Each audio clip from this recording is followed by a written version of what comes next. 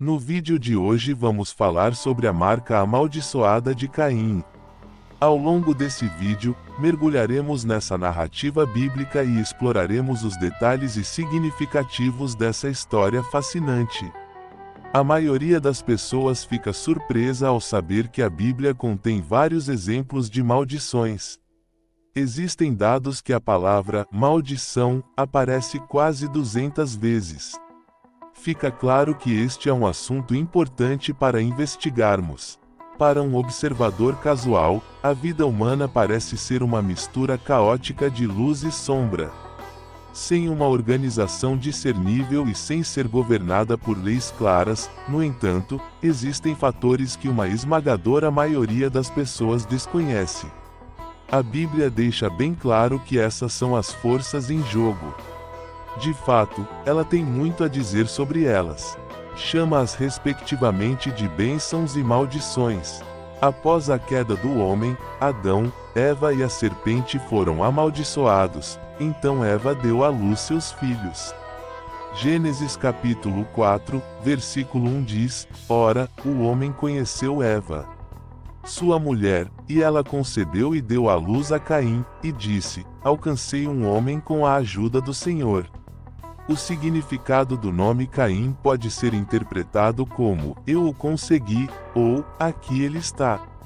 Eva provavelmente acreditava que Caim era a semente que Deus havia prometido, o libertador que viria de Eva após Deus amaldiçoar a serpente.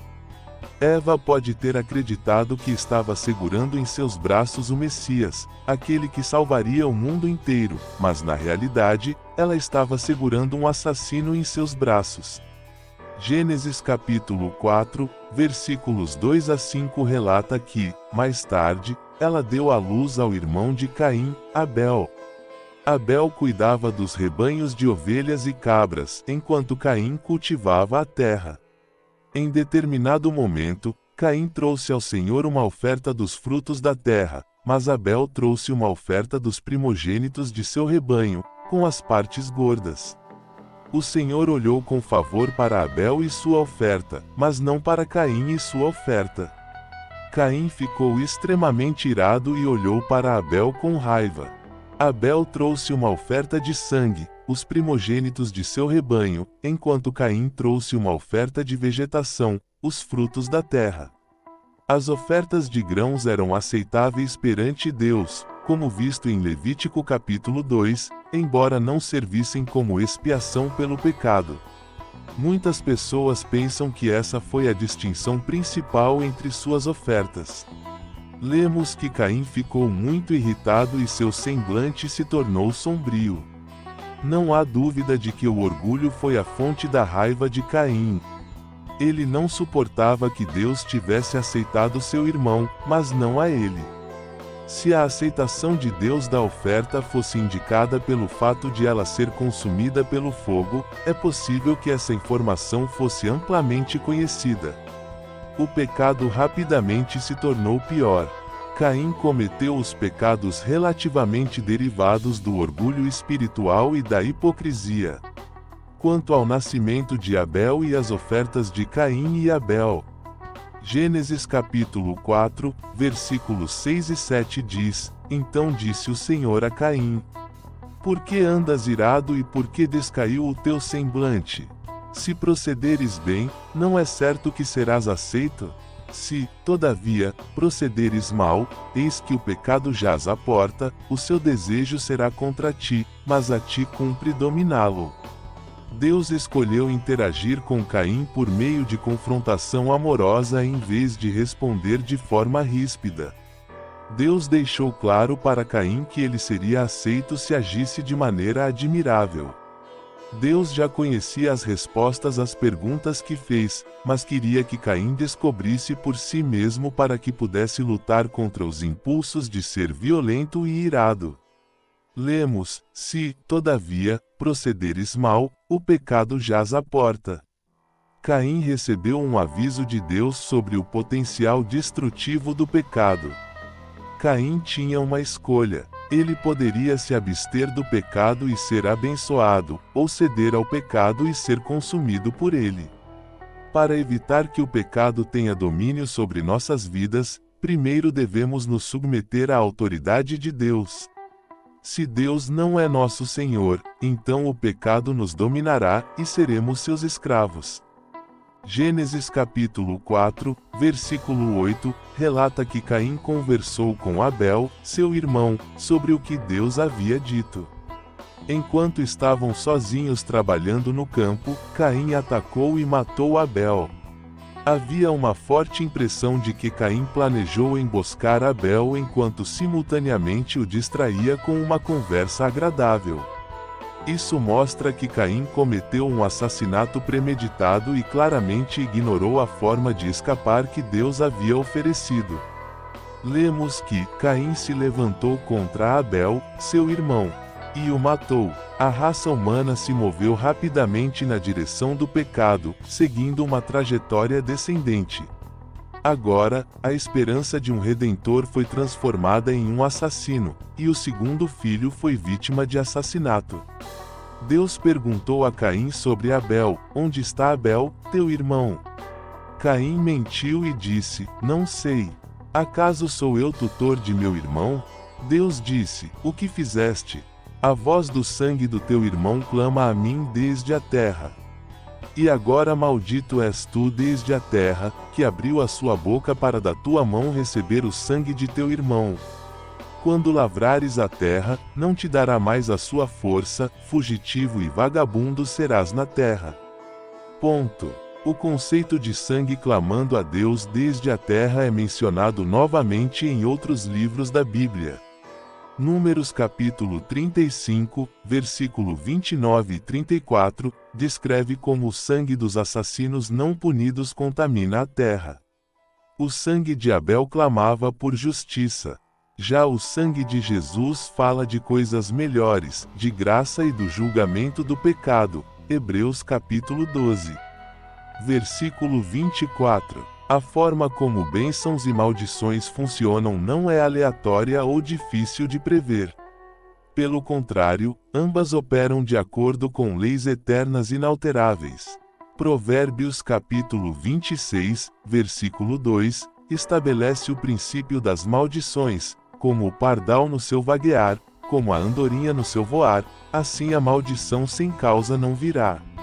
Por trás de cada maldição, há uma causa. A maldição sem causa não virá sobre o injusto.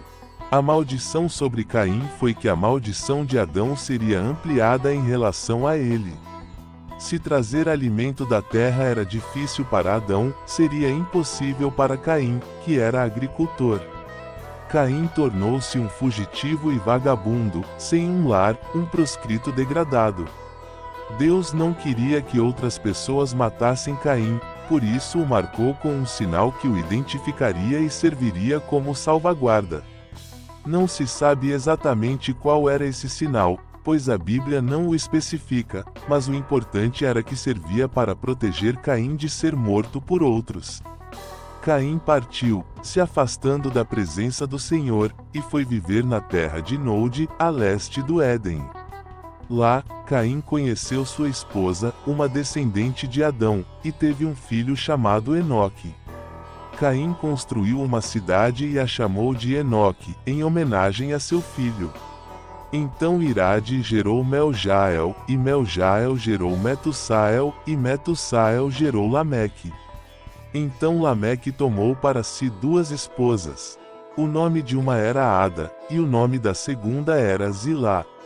O nome Lameque pode significar conquistador. Ele foi o sexto a partir de Adão. Na linha de Caim, a arrogância de Lameque é contrastada com a piedade de Enoque, o sexto a partir de Adão na linhagem de Sete.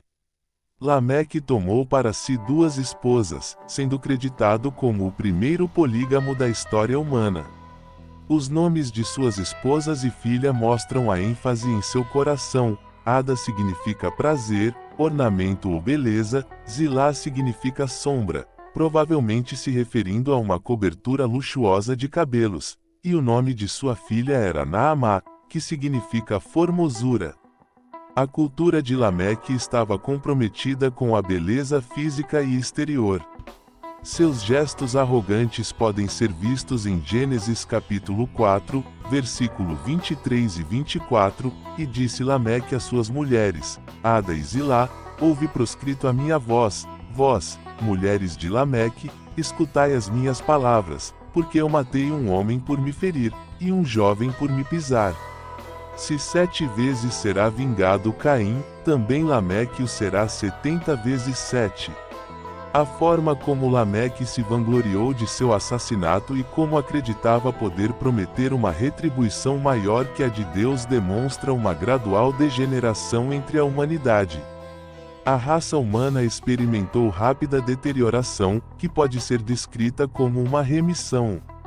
O texto continua abordando a questão das bênçãos e maldições no contexto bíblico e como elas podem ser transmitidas através das gerações. Também destaca a importância das palavras e o poder que elas têm para abençoar ou amaldiçoar.